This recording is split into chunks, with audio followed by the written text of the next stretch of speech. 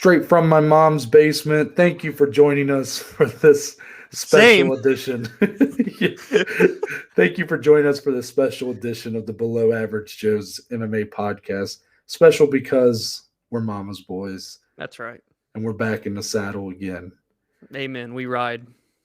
And this time we're here for that MMA Weekend Preview. In case you guys are watching on YouTube, a little new look to the podcast, and we might have some neat little features to throw at you in the future. But let us know what you think of the new design for the podcast. I think it looks very clean, and you're going to see kind of when we get into some headlines and stuff how that, how it fits more as a full picture.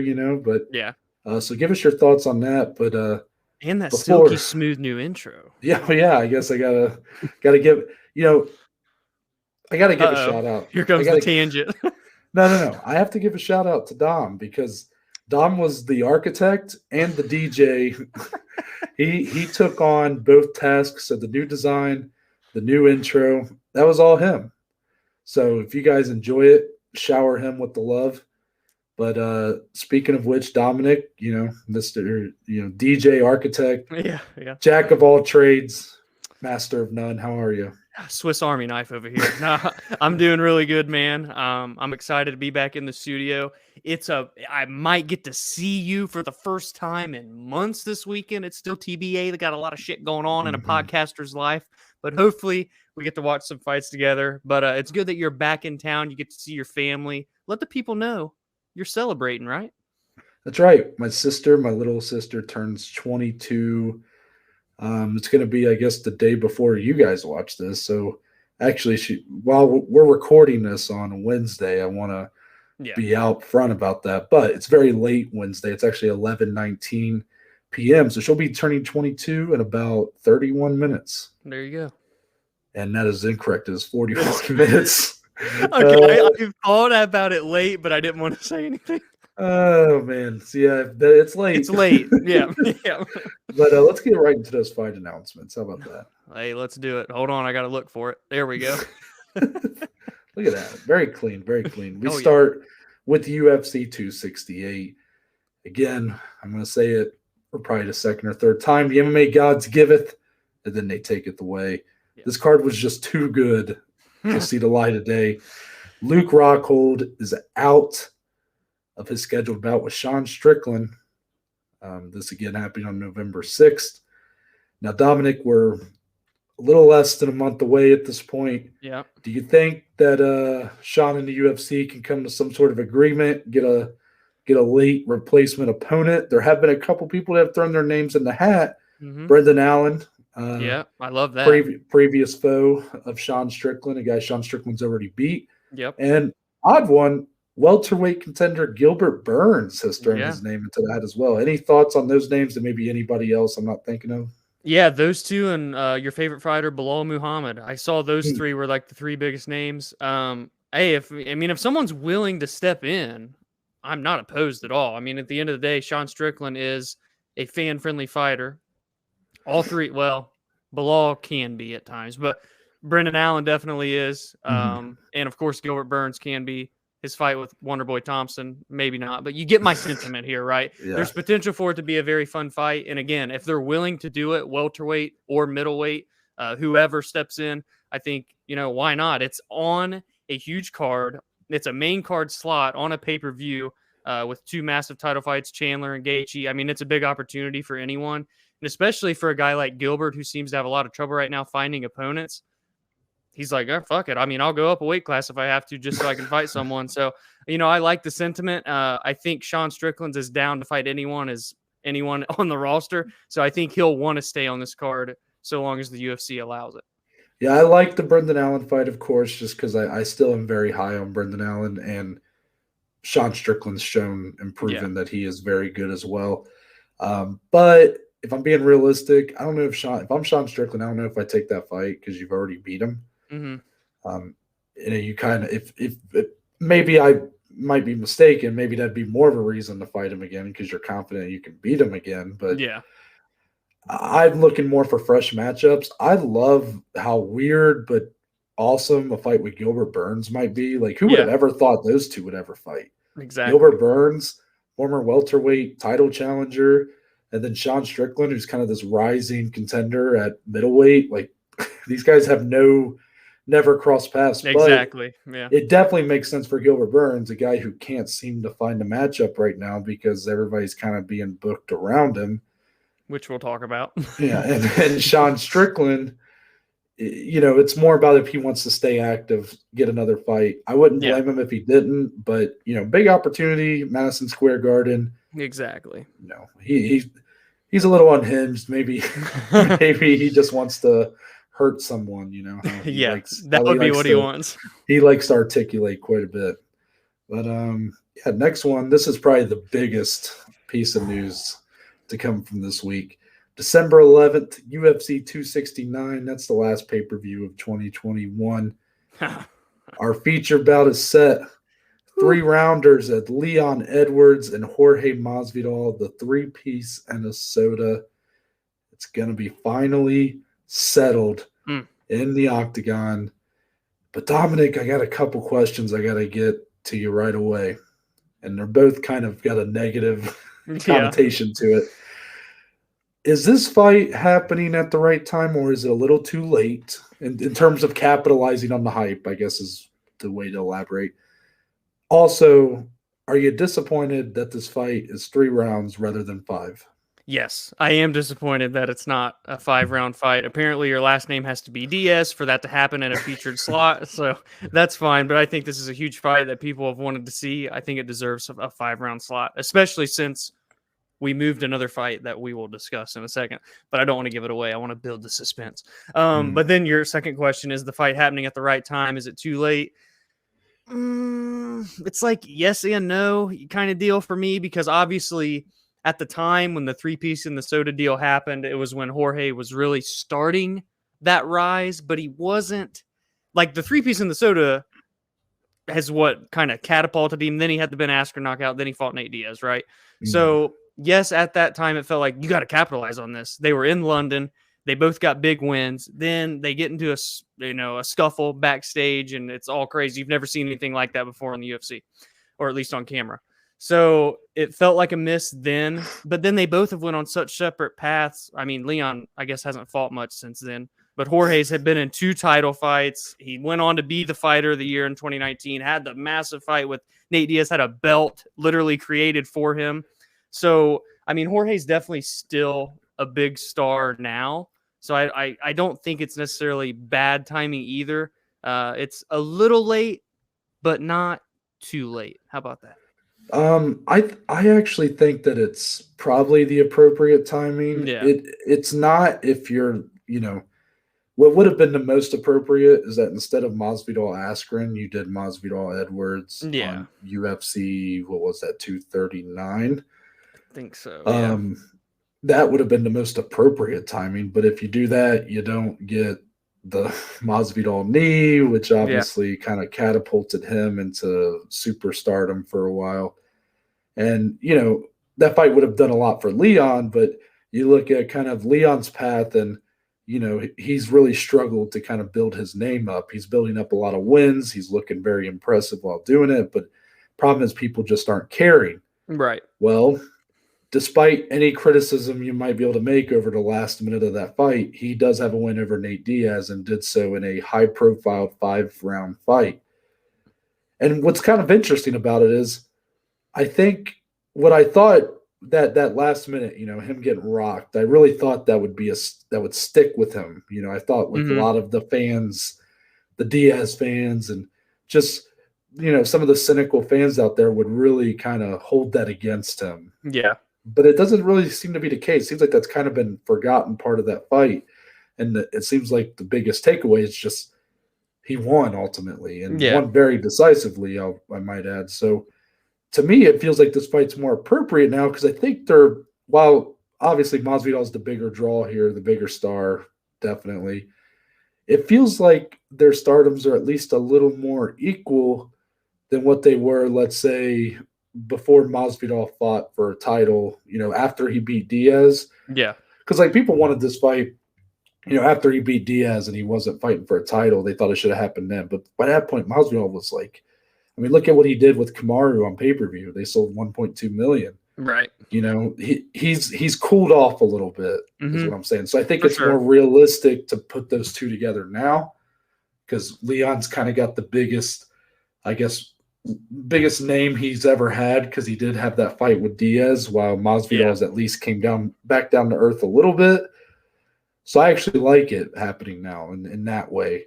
Yeah. But as far as the whole 5-rounder thing, this is, in hindsight, I just think that the UFC probably, I mean, okay, how do I word this? Because obviously I would want the more the better for this one, right? Yeah. Like this is a big fight, big for this division, big implications here, especially for Leon Edwards. You know, this is the win that could really catapult him into a title shot. I hope so.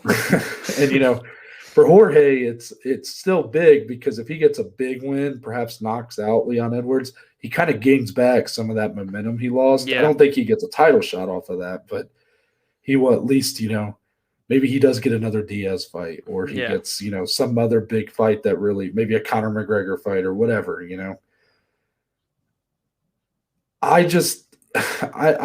Maybe I'm just too much of a what's the word, like an old fashioned, even though I'm still a newer fan, like I'm a bit old fashioned, where I don't love these like non-title fight 5-round. Like the Diaz Edwards, obviously that felt worth it. Like it didn't until the last minute of round 5. Then I was like, oh, okay, so that's what this was for. Then Robbie Lawler, Nick Diaz was 5 rounds. Didn't need to be. The fight was ended in the 3rd. Yeah, by Robbie. So here, we'll see how the fight plays out. My gut tells me this fight's going to a decision either way, if I'm being honest. I could be wrong. Masvidal probably would be the one to finish this fight, and Leon would likely be more of the one to outpoint him. But I don't know. I'm not disappointed. It does feel like it should be when you had those 2 fights before it, but I'm more just like annoyed that that's now going to be like a constant talking point to people. It's like, if you want this fight to be 5 rounds, make it be a headliner for one of your ESPN Plus cards. Yep, I saw a lot of people saying that, and I understand why they don't, because Masvidal is a little bit too big, to probably put on one of those shows. But to me, like, I like the structure of like title fights or 5 rounds. Any main event that's not a title fight is 5 rounds.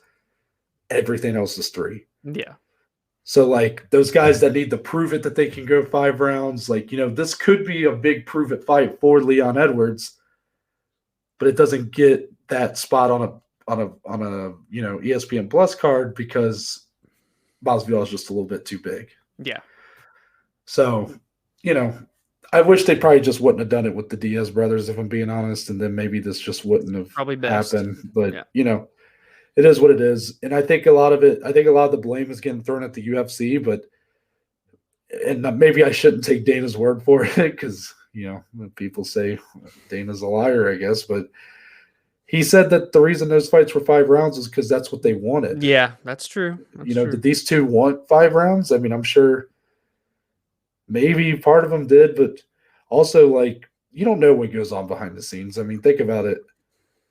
For Masvidal and Edwards, they'll make the same amount of money, potentially, to go 3 rounds as they would 5. So part of them might be like, well, why am I having 2 extra rounds if I'm not headlining? Yeah, and a 5-round fight restructures your whole training camp to get ready for the extra 10 minutes and all that extra stuff. 100%, 100%. A guy like Masvidal, who, you know, he's not going to have the cardio advantage here. Like, he definitely probably would rather this be a 3-round fight. And that's not even to mention there's been countless fighters who have come out and, you know, Jose Aldo is a great example, who has advocated for being a co-main on fight nights because he didn't want to be in a 5-round fight. Yep.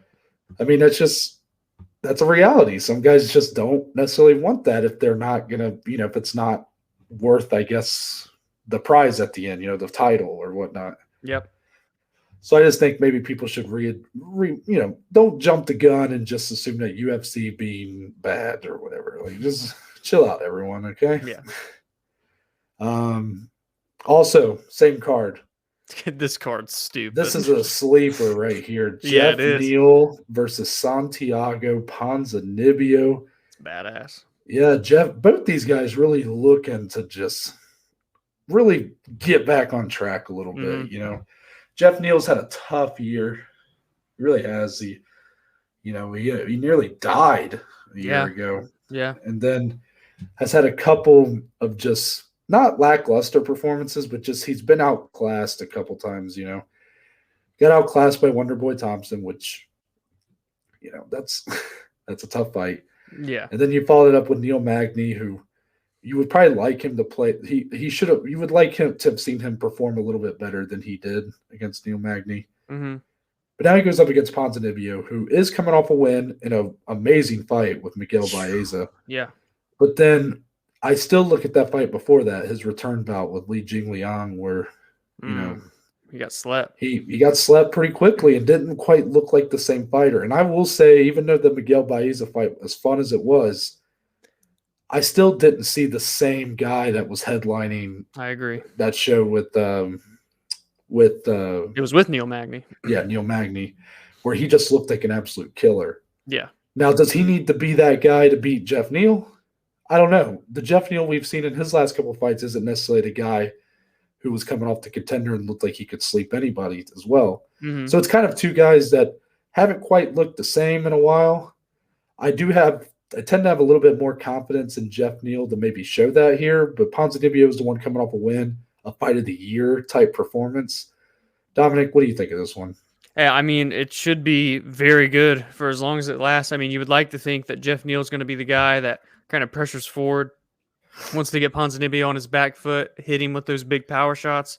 Ponzinibbio, though, I mean, he's a guy that likes to press forward as well. He can counter strike a little bit better, I'd say. A little bit longer, or at least I would imagine he's the longer fighter in this one. We'll break down when the time comes in December. But I do think it's a really good fight. It's a big fight for both guys. Yes, Ponzinibbio's coming off of a win, but it still feels like he needs a bounce back win. You know what I'm saying? And Baeza, yes, he was undefeated. We're real high on Baeza, but he wasn't kind of that ranked fighter at the time. Whereas Neal, he's number 10. He's a contender series guy with a lot of hype. He's been in there with a lot of top elite talent guys that Miguel hadn't yet. So it's still a big fight for Ponzinibbio and obviously for Geoff Neal too, being that he's on a 2-fight skid. Yeah, so since this card is as stacked as it is, this time I'm going to say the MMA gods giveth, and then they moveth away. Moveth, yes, not taketh. Because one of our 3 title fights that was scheduled for UFC 269, that being the trilogy bout for the men's flyweight title between Brandon Moreno and Deiveson Figueiredo, has been moved to a month later, January 22nd for UFC 270. Likely as of now, it looks like will serve as the co-main event. I'm still just happy the fight's happening. Right. It's fine. It's cool. Like I'm fine with it being moved to this card as long as those two are fine with it. They fought in June or July, so fine. 6 months or so. Like it's 6 instead of 5, whatever. Like I'm cool with it. And think about it too. UFC 266, 2 title fights. UFC 267 coming up, 2 title fights. 268, 2 title fights. 269, 2 title fights. Now UFC 270 to start the year in 2022, 2 title fights and maybe a third one, but I don't want to get too crazy on that one because I'm still, if that happens, I'm going to go nuts. But I'm not even going to put that into the air right now. And some of these feature bouts just feel like title fights. Michael Chandler versus Justin Gaethje. Yes. Now you Leon, got Jorge. I mean, these all feel like big fights, big title implication fights, if you will. Yeah. So and obviously this fight is fantastic. So, and the rumor is that UFC 270 might be in Anaheim, in California. Yep. And a lot of people were suggesting that perhaps that's why they moved it to this card because it's closer in proximity to Moreno's home country. Yeah. But Dana said that's not the case, but that he did confirm that Anaheim is an option for this card. So I don't know. I'm not upset by it being moved. I mean, it's fine. It's not too much later. Exactly. Yeah. I mean, it's not. I'm glad that they didn't just move it. I'm glad they moved it and then gave us something that, in some ways, is probably more exciting. Right.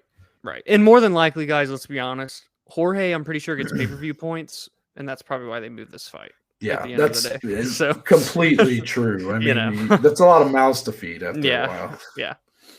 All right, so we're going to transition into what we missed. I know we didn't really have any big news headlines here, but coming off of the fight announcements, for what we missed, Dominic, we got to have one of those discussions here, one of those discussions that isn't really funny or anything that we like to talk about. It's uncomfortable to talk about, but it's the reality that we need to discuss it and, on our platform.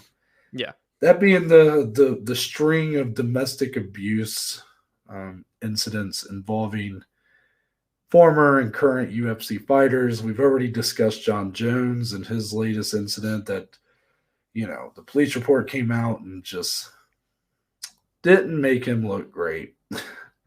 Yeah. Well, now this week we got some follow-up on Luis Pena, current UFC fighter.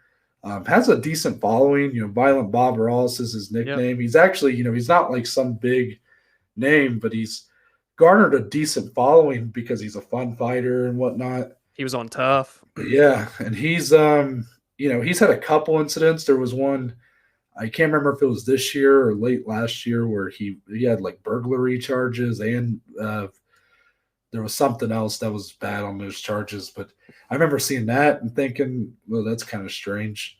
And then more recently came out domestic abuse charges, and the police report came out this week, and, it makes him look unhinged. I mean, yeah, punching two different women with closed fists and biting one, I believe, was on there as well.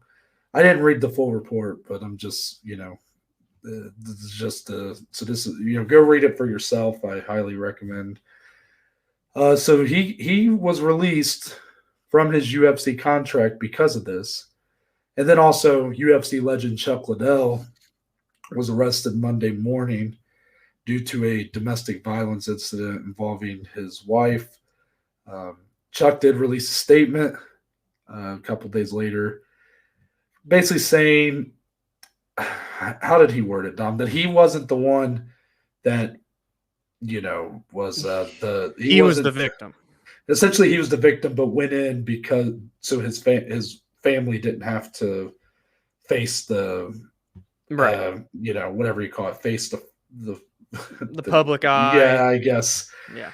And he said some other stuff on there. Basically said the facts will come out and prove. Yeah.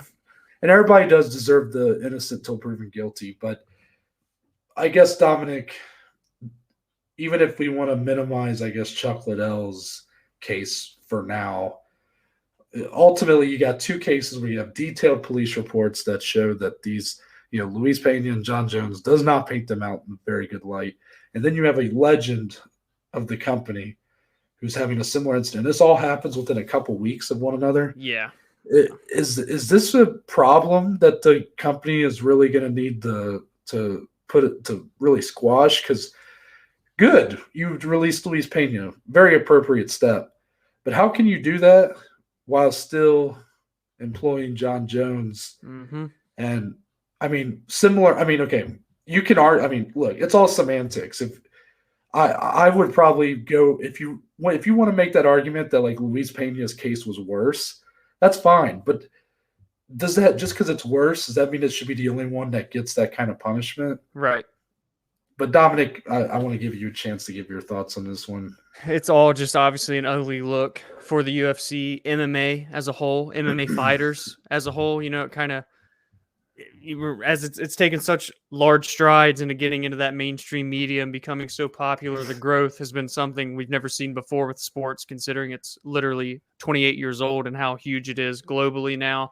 So to see this, especially with obviously Chuck Liddell is a UFC legend, Luis Pena, a popular fighter, and definitely in terms of the hardcore audience, and then Jon Jones, obviously one of the greatest fighters to ever do it.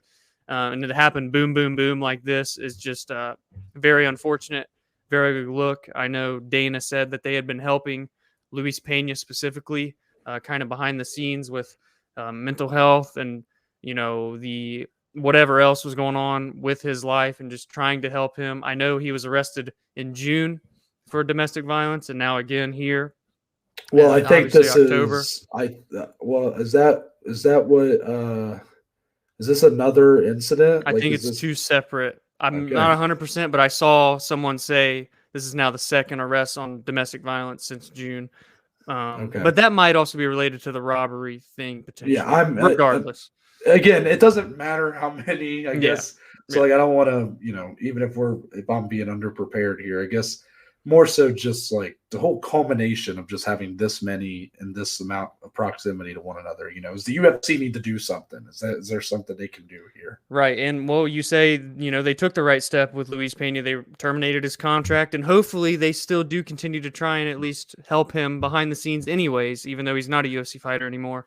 But if you're going to do it to one, in my opinion, you have to do it to the other. And I already said this when we talked about John originally the first time. I said it needs to happen. It needs to he needs to be cut because obviously he hasn't seemed to learn from his mistakes. And obviously, I mean, this was pretty bad, his domestic violence with his fiance and the children wanting to call the police and whatnot. But you're looking at a guy that's had a hit and run with a pregnant woman and all the steroid charges, drugs, alcohol. So it's just like, how much do we have to go through? Whereas Pena, he has this domestic violence come out this year. It's like, all right, we got to get rid of him. So are we picking favorites here? Like, I don't like that look. If we have to have a something to hold fighters accountable, no matter if you're a champion, if you're the biggest star in the UFC, or if you're a first fight on the prelims. If you're doing this outside of the octagon, you're putting people in danger, your families, friends, whatever, you will be punished. And I think that needs to be an all-encompassing umbrella for all fighters. Yeah, I feel like we, compared to the majority of our peers who hold these kind of podcasts or whatnot, or columns about MMA, I feel like we're one of the less critical of the UFC. We are big fans, and we tend to be fans, more often than critics, I guess. But this is one of the few times where I'm like really disappointed here. And look, it's good. Luis Pena should be released from his contract. And I do hope that they continue to, at least help him with the resources or whatnot. Whatever they can do. And I understand that no matter how big a company, this is a big company, right? But it's hard to like monitor 600 plus fighters' behavior. This isn't like their job to monitor this behavior, to like track down every fighter's daily routine and whatnot. But once these incidents come up, it shouldn't just be because there were bad eggs in under your hen house or whatever. That shouldn't just automatically make the UFC responsible, but it's the response to the actions. Yes, that's what matters more. Luis Pena, good. You did good there, guys. But unfortunately, this is 2 weeks after you did the exact opposite with Jon Jones. And by exact opposite, meaning nothing. At all. And I didn't necessarily make a defense for him, but I at least said, like, well, it's hard, I guess if you're, while I agreed with your points when we were talking about it then, I was like playing a little bit of devil's advocate by just saying that, like, well, ultimately they're independent contractors, so they're not like employees of the UFC. Yeah. They're contracted to perform on UFC events, right? That's kind of like the more, I guess, technical terminology. So like that's kind of leads to some weird, I guess, how the relationship really works. 'Cause it's like, well, they're not really our employee. They're just someone we have contracted to fight. But most people, for one, associate them as employees of the UFC. Let's be honest. I mean, that's how we talk about them. They are, by all accounts, employees. However, I understand. That's why I was like trying to be like, well, it's just hard. Maybe it's really not their place to just like outright say, well, goodbye, John. Like, because, and realistically, there's got to be the reason this is happening. The whole reason why John didn't get this treatment, but Luis Pena did, is because if they release Jon Jones, he could go to another promotion and he could probably do a pretty decent pay-per-view.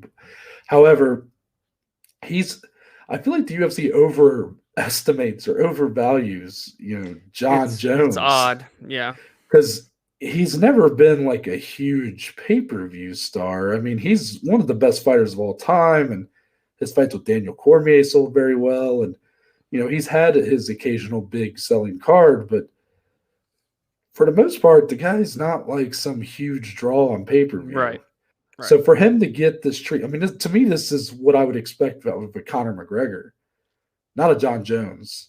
Yeah. I just think that if you're really kind of bending backwards for John, who's already shown to be such a liability to this point in his career, yep. Like, really, what fight would you want to put him in right now? That's my question. Because, sure, are there very exciting fights? We've been all excited about him going to heavyweight and fighting Stipe or Ngannou or Ciryl Gane. But if you can't trust him to, one, keep his shit in check, to stay – well, for one, he goes to Vegas one time to get inducted in the Hall of Fame. 12 hours later, he's in jail. Yeah. Regardless of what it was for and how bad that was. It was just he's in jail again. Yeah. What if he does fight one of these guys and wins? What if he wins the heavyweight belt and then that night he goes and parties and he gets arrested again for assaulting someone or doing anything? I mean, for, I don't know, drinking and driving, anything. Like, it could be anything. Yeah. How can you, after all of these incidents, still want to put a guy in such a high-profile bout that has so much at stake? The UFC and Dana in particular have not enjoyed when guys like George St. Pierre have just came to different divisions for a cup of coffee, got the belt, and then just dipped. Mm-hmm. When GSP won his second belt, and then he just retired. Yeah. They don't like it when people just, when Henry Cejudo retired, Dana didn't seem too happy about that. That's why I'm just like, why? What does John Jones have on the company that they kind of just continue to give him these chances, and this just one looks just worse because it happened in such close proximity to the Luis Pena. Like, this is the response that everybody on Twitter was telling me was going to happen, and I didn't believe it. I said, that's too obvious. Like, they could never get away with that, right? I'm like, they just basically said they're going to let the, legal process play out for John, and then for Luis Pena, who's not near the star or fighter, it was cut almost immediately. Which probably a good thing considering the police report. Just really the fact that this has been a pattern, but it happened in such close proximity together, Dominic. This makes it look even worse. I can't. I agree. Crazy, right? 100%. I agree. It's awful. Yeah, and I guess my last point, and I know Dominic will agree with me here, ultimately the victims here are the ones that I hope end up okay from this. And, yes, hopefully they get the help they need and they are able to kind of continue forward and live a healthy life and not have to worry about these kind of actions happening to them again. And really, for the guys that are, I'm a big believer in second chances and that people can, come back. Mm-hmm. But it's going to take actions, not just words. And, that speaks more to John Jones. I saw some of the tweets he's been putting where talking about some of the stuff he went through growing up. And, that is tough stuff. It's very tough to deal with if you have gone through some trauma like that as a kid. But to post that and make it to where it sounds like almost like an excuse for what you did, that's just gross, man. It's just gross. I look at it as almost disrespect toward their victim, too. I agree. It's just like, I don't know. I don't feel like I don't know if I can articulate my thoughts any better than I have. So I think I'm just going to cut myself off there. One last thing before we move on, a little bit of boxing. So Tyson Fury. I know, crazy. Tyson Fury and Deontay Wilder 3 happened last Saturday. It ended up being a huge fight, a fight that really everybody was talking about afterwards. And, it was just a really good fight and a cap to a great trilogy at the heavyweight division. But Dominic, the reported numbers have come out from the event And the buys have been reported to be just under 600,000 pay-per-view buys. Is this number a little lower than you were expecting if you consider the fact the second fight got about 800,000, I think? Oh, sorry. I thought you were going to keep going. Awkward pause there. Sorry about that, everyone. I was so nervous that was when our shit starts glitching and you like when our audios aren't in sync. I was like, oh no. No, that was I was like anticipating that was really awkward on my part. I apologize. It does. I that week, and I know, and again, I'm not like a big boxing guy, so I'm not going to get wild and crazy here. But a lot of people didn't think this trilogy needed to happen.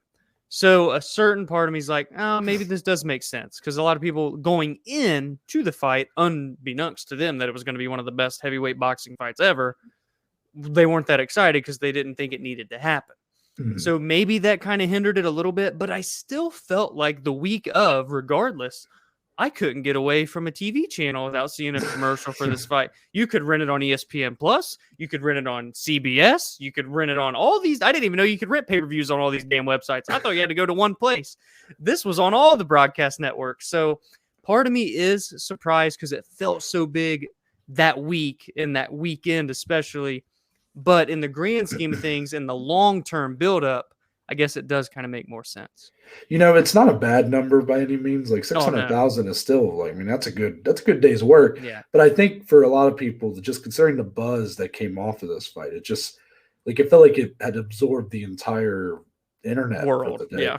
Yeah. But I think that's the problem is that was after the fight. Exactly. So yeah. I do think people are forgetting now that a lot of the lead up to this was that it was a foregone conclusion. Considering Tyson Fury ran through Deontay Wilder in their second fight, I think most people just expected that to happen again. And I think there was also a lot of sour people out there that really wanted this to be Tyson Fury versus Anthony Joshua. Yeah. Can't say I blame him. But once the fight took place, I think it just completely over-delivered on everybody's expectations. And considering that it was the trilogy and that it was two guys that are both two of the best heavyweights in the world right now. Right. I think that was just it was a snowball effect to where people, maybe not the best method here, but I think as people were hearing more and more about this fight and how awesome it was, I think they were looking for their closest streaming, illegal stream to get on and watch it and see the rest of the fight. Doesn't help the pay-per-view buys, but ultimately I'm just saying that like 600,000, nothing to sneeze at, and it being a couple 100,000 less than the second fight kind of makes sense. I wouldn't be too disappointed in that if I were a boxing fan. But, you know, again, I don't know a lot about like the history of, you know, pay-per-view buys and boxing and stuff. So it would be a little out of my realm to, I guess, make too much of a presumption there. Fair enough. Let's get into the Contender Series. Week 7 has came and it has went. There's only 3 weeks left. We had 3 contracts given out Tuesday. So Dominic, 5 fights, 3 contracts. We had a new ring announcer, another one, our second first appearance for this season, Mr. Cyrus Fees. Good job to him. But yes, and he was on Dana White looking for a fight. I figured I put the picture together. I was able to get it all figured out. But Dominic, out of these performances that took place Tuesday, who was the biggest standout? And you know, anything maybe that ruffled your feathers a little bit, you know? So I won't go with the standout that I'm wanting because you will. So I'll do another one. I will say in terms of feathers being ruffled, let's discuss this for a second here first, Noah, because we had 2 fighters come in that did not make weight. Yeah. That being Jake Hadley, undefeated fighter, former Cage Warriors flyweight champion, and Christian Rodriguez. They both missed weight coming in. They both won their fights. One of them got a contract. One of them did not. Now, Christian Rodriguez won via decision and missed weight, so it's a little bit harder to justify. Jake Hadley did get a submission. What was that? Again, in the second round against Mitch Raposo, who was on this season of The Ultimate Fighter, by the way, for those that didn't know. And Jake looked great. He looked good in the stand-up. He looked great off his back. And he looked good when he got the submission and had top control. So he looked great all around. Again, he's undefeated, former Cage Warriors champion. We know he's a phenomenal fighter. But also, in addition to missing weight, Dana White let everyone know in the post-fight presser that he was a handful to deal with during fight week, to say the least. So far.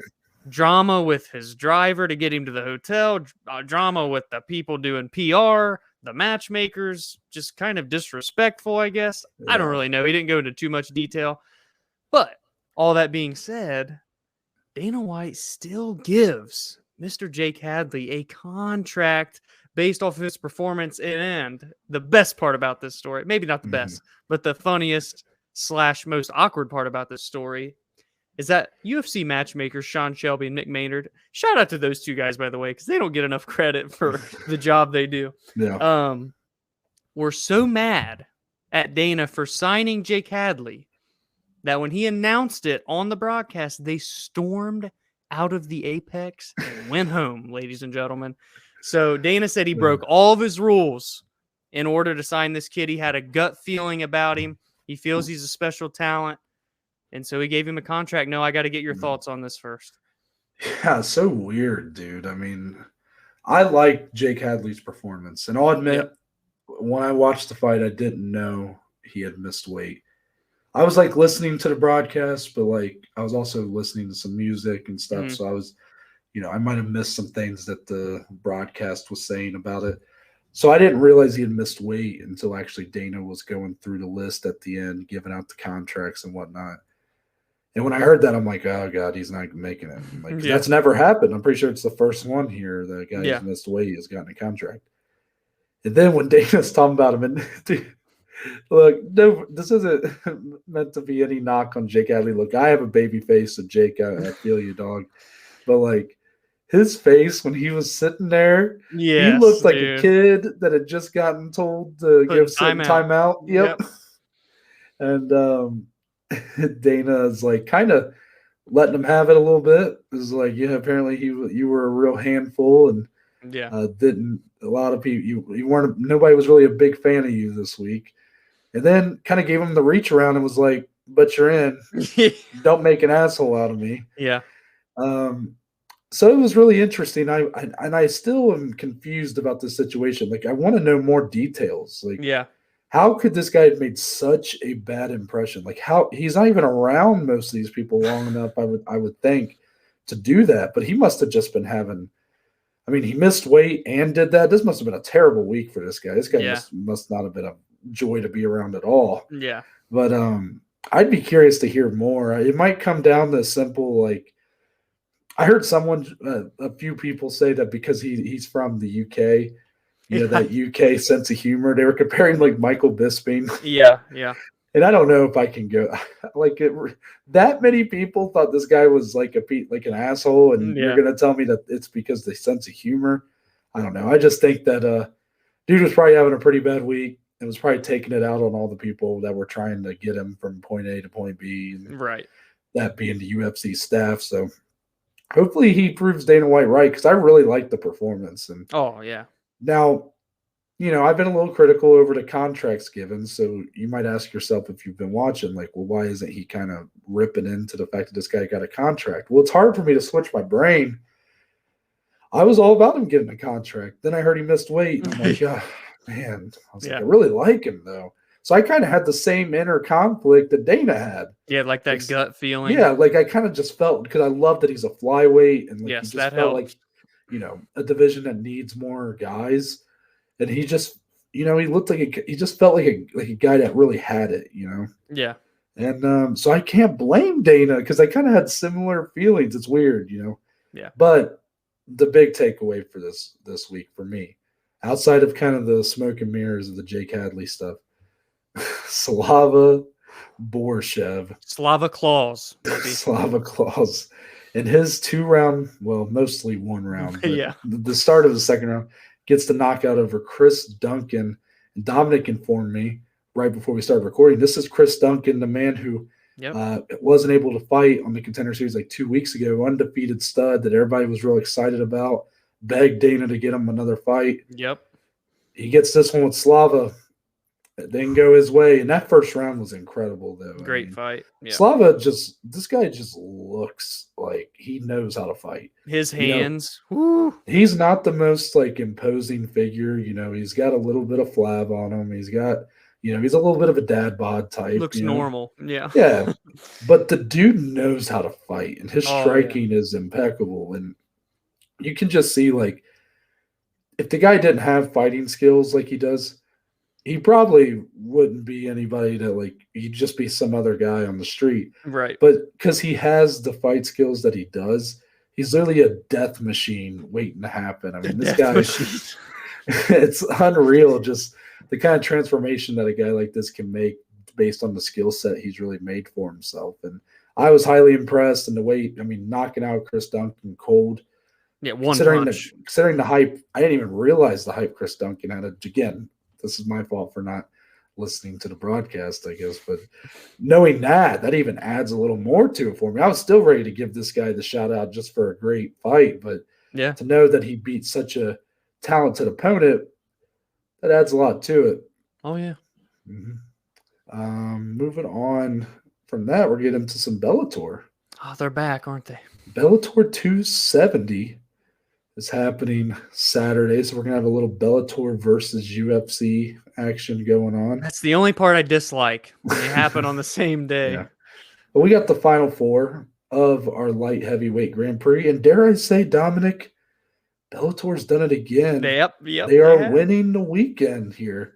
As we're going to have our Bellator light heavyweight title fight on one side, as Vadim Nemkov will be defending against Julius Anglickas. This is Julius, the late replacement for Anthony Johnson, number 5 ranked light heavyweight in Bellator. And then on the other side, you got 2 former UFC contenders and prospects, and Ryan Bader, the current Bellator heavyweight champion and number 1 ranked light heavyweight, and Corey Anderson ranked right behind him at number 2. So let's start with the title fight, Dominic. Okay. Nemkov and Anglickas, I feel like it's not going to get quite the attention that maybe it should. Julius Anglickas, former Contender Series alum. I found that interesting. Yeah. He had a great performance on the show. I just watched it because I've been going back.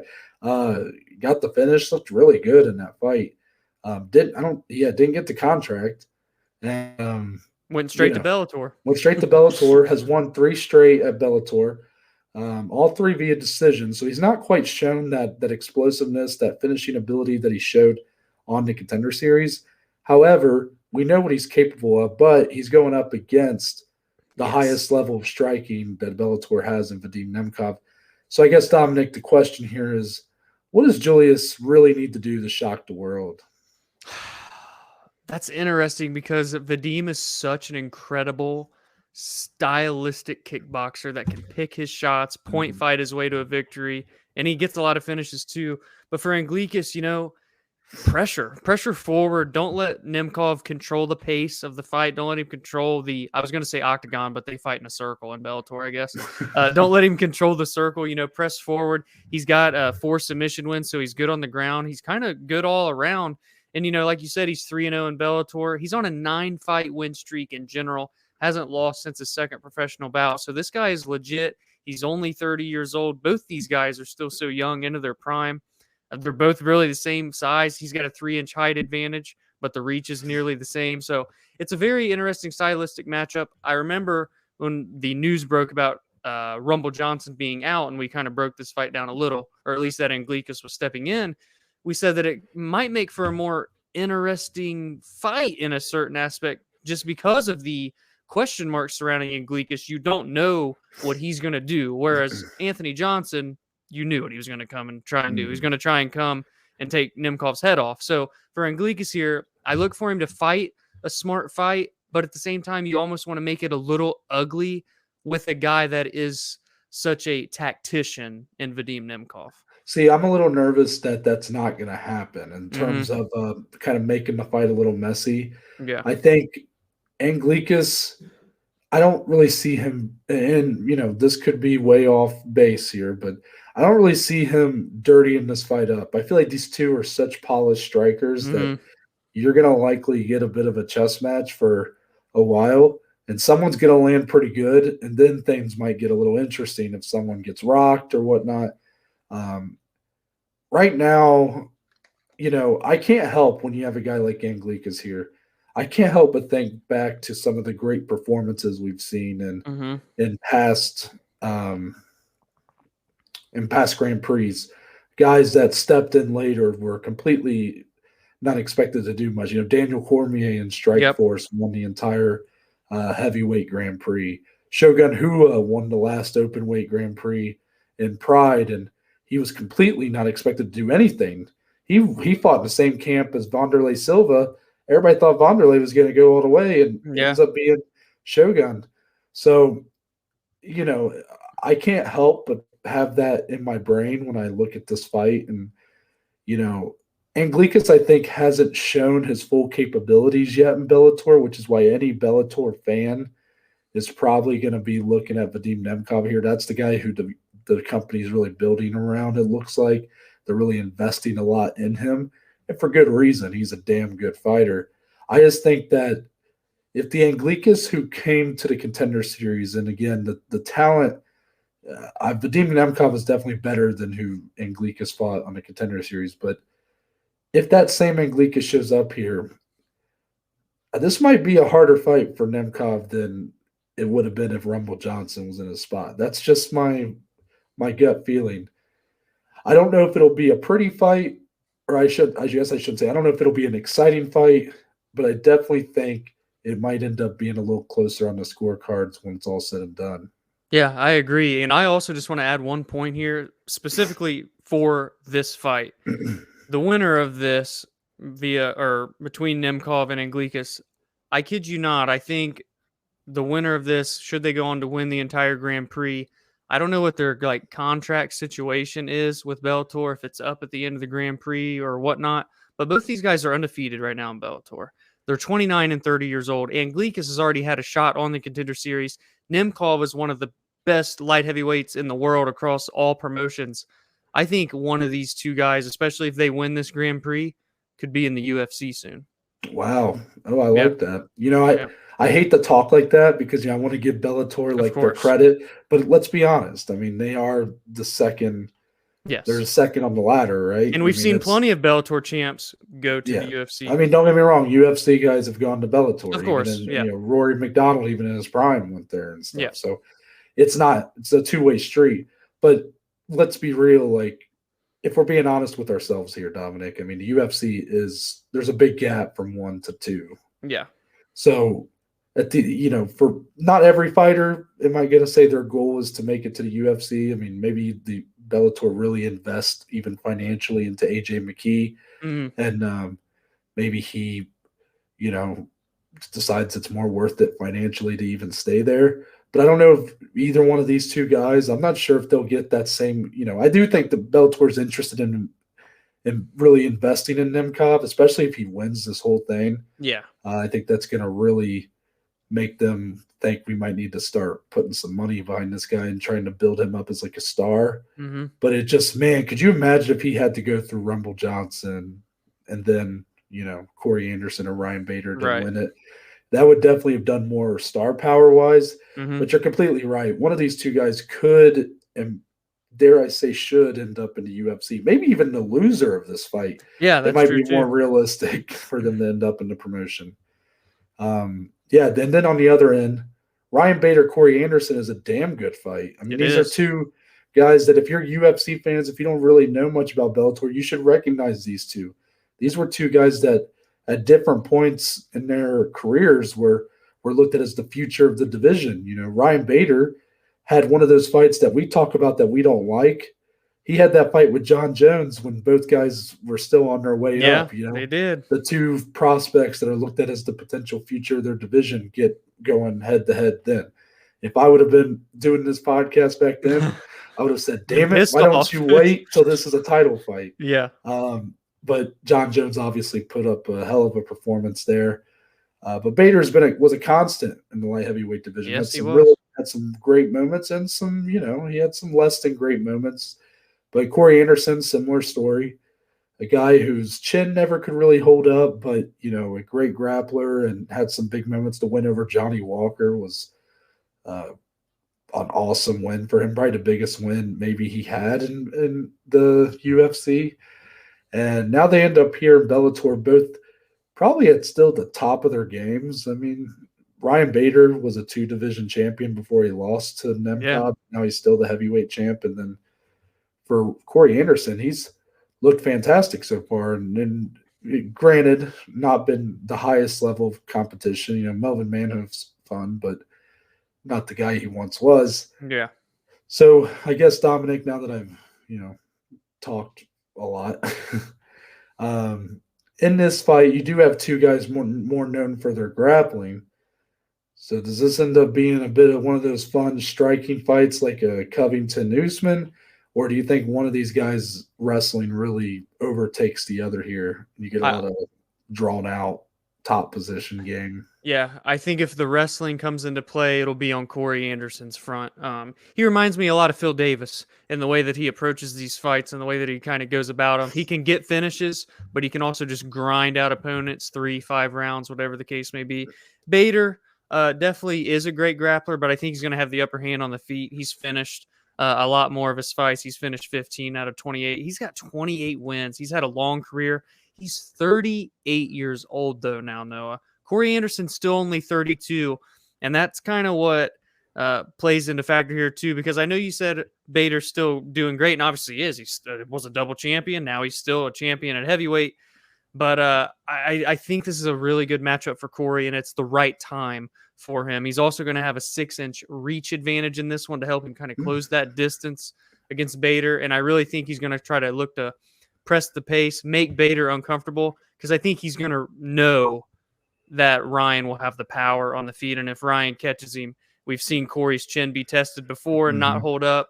I could see it being the same here, and he can catch Bader. He just got knocked out by Nemkov to lose his belt, so I'm not saying Corey can't finish the fight, but I think more so if he were to get a finish, it will come on the ground. I think he's going to look to grind this one out and move on to the finals. Yeah, Bader's power's got to be dangerous here. That's got to be like a big weapon in this fight, considering this is a heavyweight champion who is fighting down a division. Yeah. Yes, it's a division that he's fought in for a large portion of his career, but still, once you add that mass to you and now you're kind of taking off, you still carry some of that little added power with you. That's got to be in Corey Anderson's mind to avoid the right hand, the left hand, whatever, and really try to, force this fight into your realm. I still feel like Ryan Bader might have a wrestling advantage here. I don't know. know. I really don't. And that's the thing I want to find out. If that's the case, this is going to be a hard fight for Corey Anderson to do a whole lot in. Maybe close that distance, get in a clinch game. Again, he has the reach advantage, and you would like to have him use that at distance, but I just think that's a big risk if Bader catches him with a hard shot. Yeah, because Corey's chin just hasn't really held up to it. So maybe you get to a clinch game. I don't know how Corey's clinch is, but hey, I'm willing to find out. Let's find out. His chin hasn't always held up, but he has overperformed at times on the feet for me. That Johnny Walker fight was very, I know Johnny Walker is not really everybody's favorite guy anymore, but this was the Johnny Walker that people thought might be the kryptonite for John Jones at light heavyweight. Oh, that was a massive win at the time. Yeah. I mean, granted, was it deserved? Maybe not. But Johnny Walker was literally destroying everybody in like less than a minute, and Corey Anderson seemed like a prime person to give him to add to that list, because Corey Anderson has fallen victim to some of those quick KOs in his career. Right. And he just put it on Johnny Walker. I love that performance out of him there. All in all, I'm very excited for this fight. I think the winner of this does give a really good, especially if Corey Anderson puts on a good show here. I'll be very interested to see what him and the winner of Nemkov and Anglickas looks like, because we've seen it with Bader and Nemkov. And I'm not saying that it'd be the same fight. If that ends up being the finals here, I'd still be excited for it. But considering Corey Anderson hasn't fought the highest level of competition in Bellator so far, here's a test. Can you get past Bader? Which is, that's a big test. It's a champion. Yes. And if he does, though, I love him and Nemkov or him and Anglikas. Like that, man, Corey Anderson, a guy who really could never get over the hump in the UFC. If he could reach the pinnacle in Bellator, feel-good story. It's got to be a feel-good story. Yeah, 100%. And let's get into the UFC. I know is so excited for this. Hey, you know, Dominic, I'm not mad at ultimately, here's what I don't want. When Holly Holm got announced that she was off this card, and now our main event, which I'll go ahead and plug here, Aspen Ladd, who's the number 3 ranked women's bantamweight fighter, is going up against Norma Dumont, who's the number 1 ranked women's featherweight fighter out of 3. And that's including the champion. So, and I'm joking. There is no rankings for. I was about to say. So it is at women's featherweight though. That's the caveat here, and obviously a lot's for Aspen Ladd, we're going to talk a lot about what should we really expect from her here. This is a woman that had a very bizarre and kind of hard to watch weigh-in attempt where she was shaking the whole time. And she had her reasons apparently afterwards. And I'm not going to pretend to understand those as a man, but I just, it just didn't look good. And now she's going to turn around and try to fight again a week later when she couldn't make weight. I know it's 10 pounds heavier regardless. Here's what I don't want. Just because Holly Holm falls out, I'm so glad the UFC didn't just scrap this card, because ultimately you have all these fighters who are depending on these fights to that check. They're depending on getting that performance. Like they want to be able to move up in a lot of ways. So I'm glad this card is happening. But just to call a spade, it's not a good card on paper. On paper. That's always the key word. Marina Rodriguez and Mackenzie Dern was also not a good card on paper. And it performed very nicely. Very well, yes. So hopefully the same can be said here. And that's why we're going to start with this main event. It is a weak main event on paper, but Dominic, I don't want to focus on that right now. What I want to focus on is for our 2 competitors, Aspen Ladd, the contender at bantamweight, who hasn't fought in nearly, or maybe it is 2 years at this point. She's moving up a division after, a couple egregious examples of some either near weight misses or with this one missing weight, not being able to fight. She goes up against Norma Dumont, who's looked pretty good at women's featherweight. I've been happy with what I've seen out of her, but she's been interested in going down in weight. She's, and obviously the UFC doesn't seem very committed to this division. So there's a lot kind of up in the air. Why is this fight at women's featherweight? All that stuff. So my question for you, considering all these elements, is what is truly at stake in this fight for both women? And I don't just mean a title shot. I think that's kind of the obvious one. I feel like the winner of this fight probably is going to get a title shot against Amanda Nunes. And maybe that depends, assuming she beats Pena, and then I think assuming she doesn't fight Valentina next. I think that's the assumption. So if you go even besides a title fight, what's really at stake here for both these women? That's such a hard question, Noah, because it's like in this division, there's just so many things up in the air. What are the implications fight by fight that go on? Norma Dumont's last fight was against Felicia Spencer. I thought, well, maybe this is a number 1 contender fight, but Megan Anderson's about to fight Amanda, and Felicia Spencer already fought Amanda. Norma hasn't. What are we doing? Then Norma wins, and she doesn't get a title fight. She was going to fight Holly Holm. Very random. But now she's fighting Aspen Ladd. It's just this division in itself is just so weird. And maybe, dare I say, is the division at stake based on the results of this fight, Noah? That might be a big question there. I don't know. But I'm saying that because Aspen Ladd, and I said this on Monday, I still feel that she's going to be back at bantamweight. I think she wants to be at bantamweight to take advantage of that size. Now, granted, she can come in here, beat Norma, stay at 145, and likely get a title shot like Noah mentioned. She could also win this fight and still get a title shot at 135, if I'm being honest with you. I wouldn't be surprised either way. but she missed weight, so maybe they want to see her make weight down there one more time. You get my point. Norma, kind of the same thing where she's been wanting to go down to 135. So, yes, if she beats Aspen, she's the rightful person in line at featherweight, but she could probably go down to 135 and maybe jump the line or get a number one contender fight. Again, it's all up in the air. But it's just so hard to answer directly to you what is at stake when the division as a whole is just so wanky and weird and out there. And for Norma, like if she loses, I don't think it does much to her credibility, but it hinders her future because, well, who's she going to go fight next? Like, that's the problem for Norma. Whereas if Aspen loses, it's up a weight class at featherweight. She's never fought there before in the UFC, and she can just go back down to bantamweight if she can get the weight right and fight again and still be top 3. So I guess you could almost say there's more at stake for Norma because maybe she gets cut from the UFC. I mean, Megan Anderson fought for a title, lost, and then got cut, even though outside of that, she looked great in the UFC. So it's just weird. I guess I'll get your thoughts before we kind of do a little stylistic breakdown. If you want. Yeah, all I can really add is as far as what I think's at stake here, and again, this is besides a title shot, because I do think the winner of this should be in line for a women's featherweight title shot. I mean, I saw your point, and at first I almost was like going along with you. I'm like, yeah, he's right. Aspen Ladd could get a title shot at bantamweight off of this. Would it be the most earned? No, but it would, that would be okay.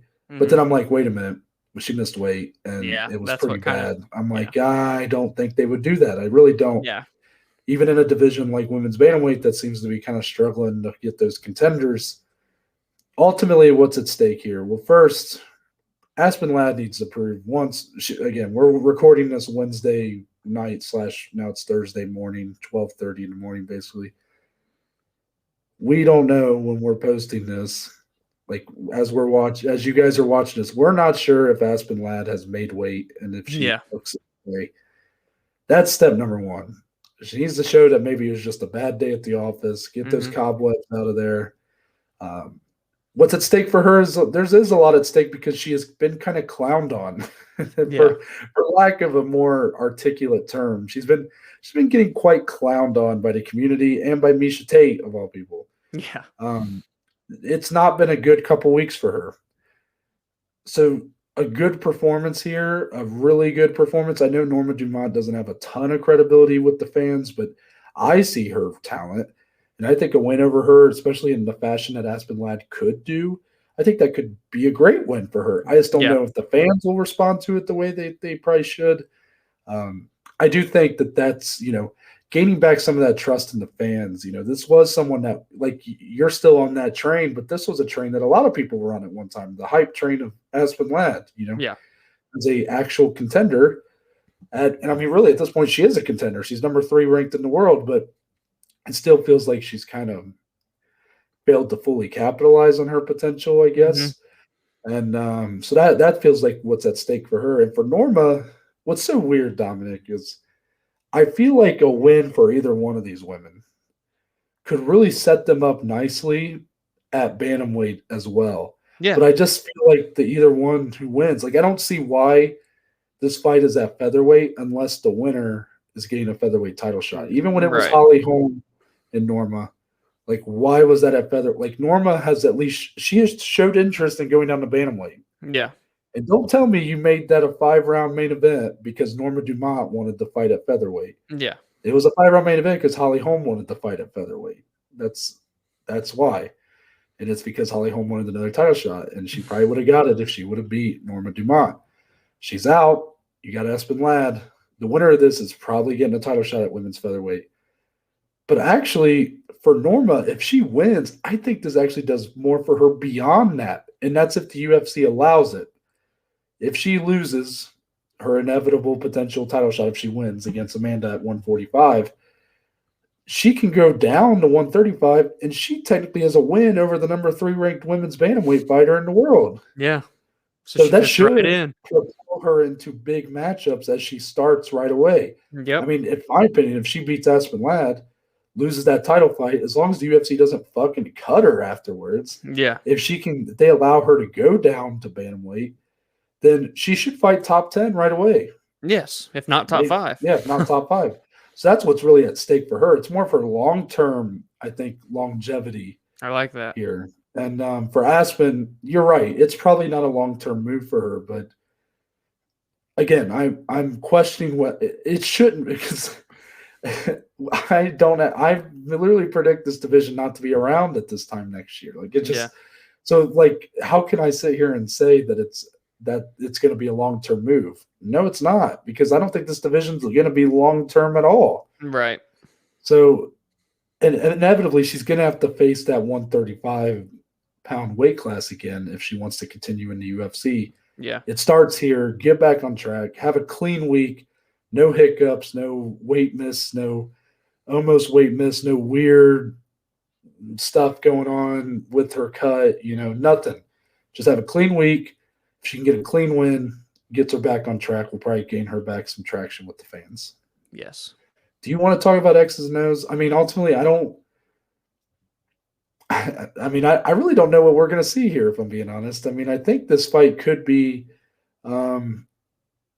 it's an interesting fight. It really is. I don't know if maybe I don't really grasp the two participant styles very well, but I don't really see how they're going to mesh here. I think this fight could go a lot of different ways. It definitely can. And I do just want to say and add, because we talked about it on Monday. Again, you're listening to this on Friday. We're recording on Wednesday night. But Aspen Ladd, at the end of the day, regardless of it being 10 pounds up, is cutting weight 2 times in 2 weeks. Exactly. And that can play a big factor in her performance in a fight that I already think is a very tough matchup for her, Norma Dumont. Because truthfully, as big as I am on Ladd, something tells me Dumont, I just have a good feeling that she's going to put on a performance. So it's already a tough matchup. You know what? Ladd's big for women's bantamweight. Yeah. And I think she's been so used to most of her wins being her able to use her size and strength to her advantage. Mm-hmm. She's not going to really have that advantage with Norma Dumont. Norma's very strong. Yeah. And has really shown to use that strength very well. She has good hands, good power in her hands, actually. Doesn't really let them go that much, but when she does have some good power. I don't know. I'm intrigued by this bout. I really am. I really just want to know what Dana's going to say about it afterwards. Right. Like, what? Like, this man needs to give us answers, damn it. About the division. Yes. Let's get into the rest. Let's do it. Here you go, Noah. Take it away. The people's main event at heavyweight, Andrei Arlovski, the former UFC heavyweight champion of the world. That's right. He goes one-on-one with the great one. With Carlos, I believe his nickname's Boy. I think it's Carlos Boy Felipe. I could be wrong about that. I apologize. I think it's Carlos. Boy. So, Arlovski has decided to step up and and he is fighting in honor of the MMA fans who had to sit through Carlos Felipe's fight with Jorgen De Castro. The fight that I have probably talked about the most on this podcast. It is a surpassed Deiveson Figueiredo versus Joseph Benavidez too for me. And he looks to slay the beast, so to speak. Yeah. But all jokes aside, Andrei Arlovski, obviously the veteran here, 31-20, I think is his record. 31-20. Yeah. Yeah, this man, he has somehow had one of the longest tenured runs in the UFC that they've ever had. And it makes no sense in the world because this guy was the heavyweight champion at one of the division's weakest points in the UFC, but he was not a weak fighter by any means and not a weak champion. That man was a fucking savage back in 2004, 2005. And when he left the UFC, I believe 2006 or so, they actually cut him. He went on he had some highs and lows in the regional scene and fighting for some bigger promotions. He would fight on like the Affliction cards and had had a nice win against, I just watched that card the other day. Oh, I'm not going to remember who he beat. He lost to Fedor on the second Affliction event, but the first one, God, I'm not going to remember. He's a UFC veteran. I'm not going to remember. It might come to you. Yeah, but was it Barnett? No. Oh God. Okay, it'll come. It'll come. Ben Rothwell. That's there. You go. I had an awesome fight with Ben Rothwell. That fight was so sick. However, it was on Affliction. Yeah. And he fought on some other cards, but, had a mixed run of things. And I remember, because, Dominic, I told you I've been on this little kick of watching old MMA podcasts. So I've watched MMA Beat, which ran from like 2013 until 2018. And when I was listening to like the 2013-14, there was an episode where Arlovsky re-signed with the UFC. And they were like, this is the most puzzling signing the UFC's ever done.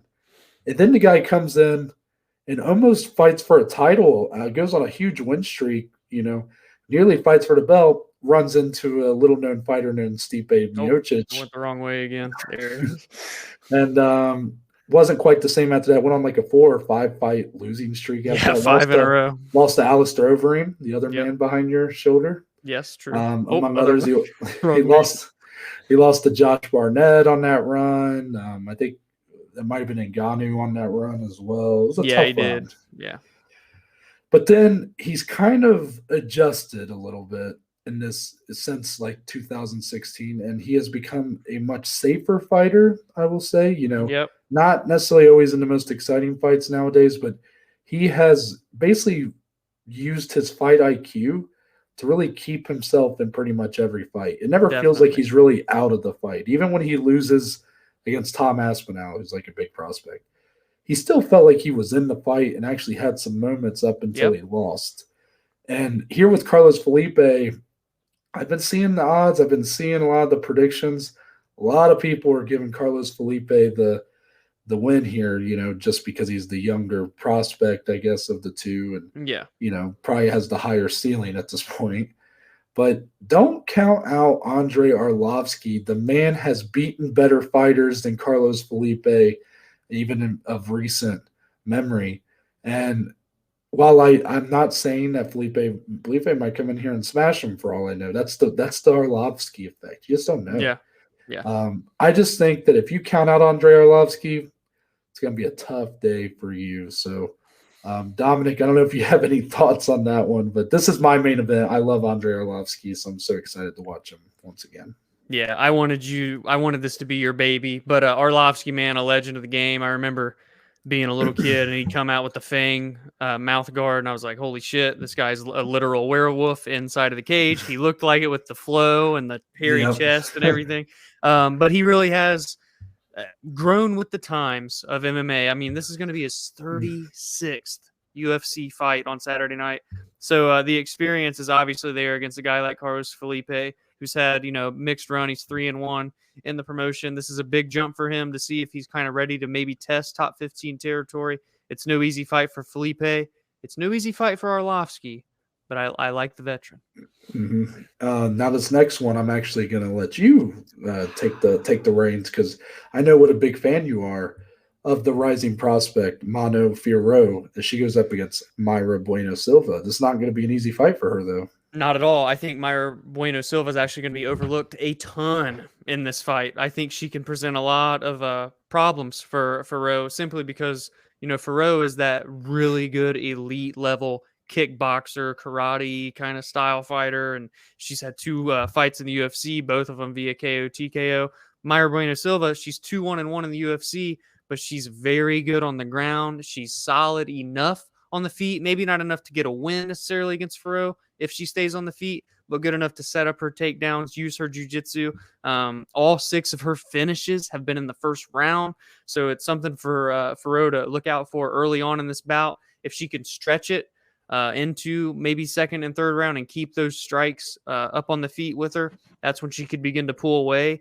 But again, Mayra Bueno Silva is going to be overlooked in this fight heavily. And while I'm leaning toward Fiorot and I really love what I've seen from her, she's on her way to top 15 territory. This is actually a really good fight and much closer, at least on paper, than what a lot of people, I think, are expecting. Yeah, that should be a lot of fun. Following that one, this is a fun fight. This is one that could potentially be fight of the night. Don't sleep on this one. Julian Marquez and Jordan Wright, 2 guys that just go in there and look to bring it every time. And, sometimes not in their best interest, I will add. What's Julian Marquez's nickname? So this is what let me set this up. Okay? There's a lot of cool shit about this fight, other than the fact that it's going to be violent. Oh, okay, I'm excited. Let me sit. Yep, sit back. So we've got in the red corner, the Cuban Missile Crisis, Julian Marquez. In the blue corner, we have the. Hold on. I'm blanking. No, I can't blank right now. This is my moment to shine. Oh. I'm blanking at the worst time possible. Oh, he's choking. Oh, I'm choking under pressure. I'm looking it up really quick. Picture everyone naked, Dom. The Beverly Hills Ninja. I think that's what it is. That sounds right. The Cuban Missile Crisis, Julian Marquez. The Beverly Hills Ninja, Jordan Wright, clashing. No, but seriously, it's obviously every time Julian Marquez is in a fight, his opponent also has a badass nickname. He fought Coconut Bombs, Maggie Patolo. He did. Yeah. It's always in a battle of the nicknames. But this fight's going to be violent. Both these guys, Noah, we used to have a little ring the bell. We need to bring that shit back because both these dudes have a 100% finish rate. Julian finished 9 out of 9. Jordan finished 12 out of 12. 5 submissions, 7 KO TKOs, 6 KO TKOs, 3 submissions. Give me your thoughts. I'm all excited. This fight's so badass. Can I just say how hilarious it is? And you're going to like this when you go back and listen to it later. The fact that it took me going, Dom, picture everyone naked. And then you went, I got it. I didn't even realize you said that. You're like, I got it. The Beverly Hills Ninja. And I'm like, wow. You're like, wait, Dom's been watching some weird videos online. So this fight, you're right. The nickname's spectacular. Yes. And the fight styles really back it up. Yes. I mean, I will say Marquez has been more proven in the UFC. He has been more consistent. Jordan Wright's had some tough losses, even on the Contender Series. I watched him get KO'd. Yes. So he got sent to the fucking Shadow Realm. It was fucking awesome. But sorry, Jordan. I mean, sheesh. No, I forget who it was that knocked him out on the Contender Series. But oh my God, dude. What a knockout. But in the UFC, he also had a knockout loss to who? It was Buckley. Joaquin Buckley. Thank you. And that was a fight where, again, Jordan Wright had his moments in that fight, but it seems like he's a guy that he loves the strike. He has that nice karate style. Yeah. That's always fun to watch when guys have that style. But his chin hasn't really held up very well. And that's a very dangerous style to have when you don't really have the best chin in the world. You know, you kind of leave your head open a lot. And he doesn't really have the speed sometimes to, I guess, compensate for that. But here against Marquez, based on what I'm saying, I'm kind of siding with Marquez here. Jordan Wright did look fantastic against Jamie Pickett. Oh, he looked so good. And that showed a lot of growth in his game. And Marquez, for all the credit he's been given coming off of his win against Coconut Bombs, Mackie Patolo, a forgotten part of that fight is that he was losing the majority of it. Yeah, the submission was, 100%. So, while, again, I think Marquez has been more consistent and more proven, let's not, look past that. It's not like he's just swept through his competition either. Yeah. But no, that fight is clear front runner for fight of the night, in my opinion. It's going to be badass. And then this one, late addition to the script here. I'm glad you did it. Lupi Godinez, who we just talked about from last week's card, that's right, is making the quickest turnaround in UFC history. Move to the side, Khamzat Chimaev. Mm-hmm. 10 days, that's nothing for Lupi Godinez. Try she 7. Said, I only need 7. And she's going up against Carolina. She is stepping in for Sajara Eubanks, so hopefully Eubanks recovers from her injury. But this is awesome. And considering how much we loved Lupi's performance last Saturday, now we get to watch her again. Yeah. And I'm like, now I'm starting to kind of buy in a little bit here. If she wins here, this is going to be another Khamzat for me. I'm not going to lie. I might be like, all right, I'm in. Yeah. I mean, Lupi's UFC debut, she takes it on short notice, up a weight class at flyweight. She loses, but it was a good fight against Jessica Panay, may I add. Then she gets a full fight camp last week, but her opponent pulls out. She fights a Contender Series person on a week's notice, destroys her in the first round. Now she's moving up a weight class again on a week's notice against someone in Louisiana, Carolina, who is a very good fighter, and it is a challenge for her. And I'm just nervous that Loopy being a natural strawweight. I hope this. What's so funny? Damn it! You called her Carolina. That's what it says on here. I know, or Carolina. Carolina. you said Luena, North Carolina. With a little bit of the twang come out there. I know, anyway, Luena, Carolina's fighting on it. Anyways, Loopy is a badass. I love this. And I just hope the weight doesn't play too much of a factor because she is super skilled. Again, she's the former LFA champ. I love everything about this. 7 days notice. We'll see what happens. Yeah, agreed. And you know, Louisiana, Carolina. Yeah, Carolina, correct. Not Carolina. Not North Carolina. I not only did I panic and choke under pressure and almost forget Jordan Wright's nickname, but then I just called Louisiana, Carolina. Yes, you did. So but that's okay, Dominic. I apologize. Because we're at the end of the episode. We are. It's late. I mean, shit. True. Give us your thoughts on these fights and, you know, anything else, all the news we talked about, all the fight announcements. Let us know your thoughts. There is a cool new feature if you're listening on Spotify. Yeah. Dominic has been really good about, you know, adding new features to our show, and that's just another one. You can actually post your question right there underneath where you're listening right now. And I'm not sure if it'll be on there for tomorrow's or for this episode, but for the previous one, there was a poll question. So I'm assuming that that'll be continued as well. So just really cool stuff to kind of keep you guys, you know, try to make it easier on you guys to get into, you know, add to the conversation here. Yeah. But make good use of that. But if you don't want to use those, we're going to tell you some others you can use. That's right. And that's why I'm going to kick it to Dom. Dom, tell the good people where they can find you on social media. Well, for one, I'm not allowed to point anymore on camera, but I don't have my socials to point to anymore with this new format. That's why he changed it. Yeah, y'all made him feel so bad about his long fingers. That some now, community we're building here. You know what? Anyway. You know what they say about a man with long fingers?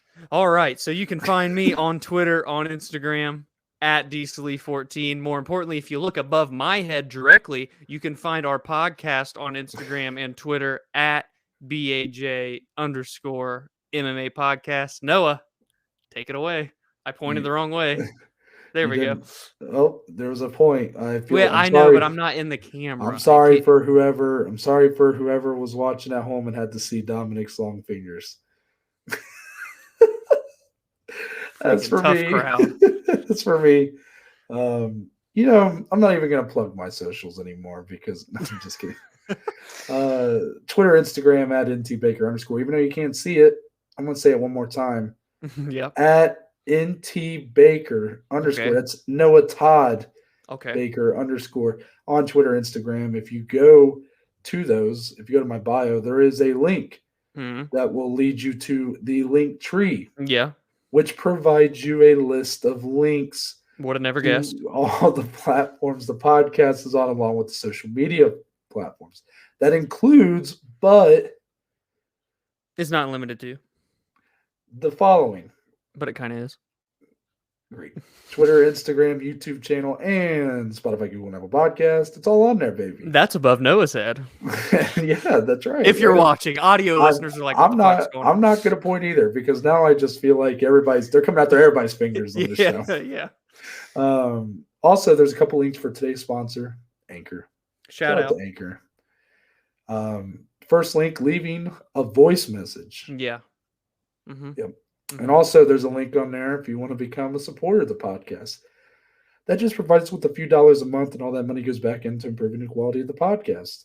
But that's it, you guys. And, you know, we'll be seeing you guys on Monday. So until then, take care. Have a great weekend. Watch some fights.